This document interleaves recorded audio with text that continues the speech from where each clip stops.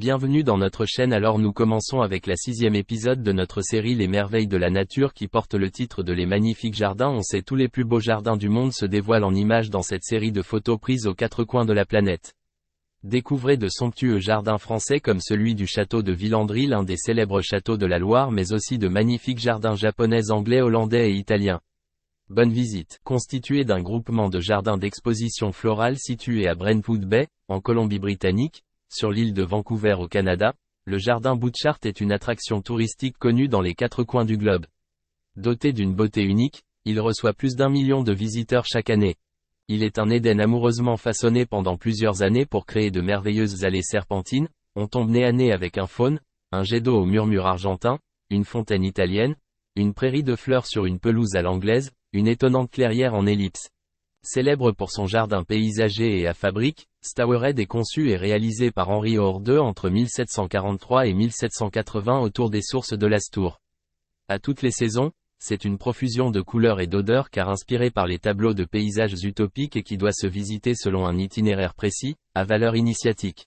Généreusement doté d'une vue panoramique, le jardin de Sans Souci est le résultat du désir de Frédéric le Grand de créer un jardin en terrasse sur le flanc de la colline déboisée et de bâtir ce palais rococo en guise de résidence estivale.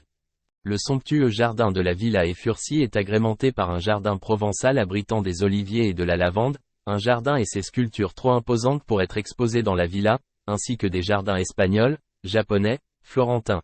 C'est un jardin peuplé d'une pluralité d'espèces telles que le yucca, cactus, jasmin, nénuphar. Par ailleurs, le jardin Majorelle est également structuré de plantes exotiques autour d'un long bassin, une collection de palmiers, une bambouseraie.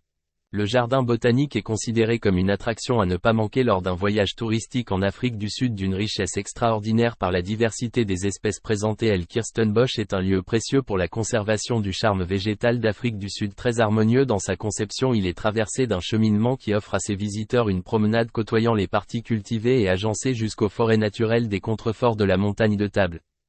Le palais de Peterhof est embelli non seulement par des jardins inspirés de ceux de la France mais il est aussi arboré d'une immense cascade et d'une fontaine sans son.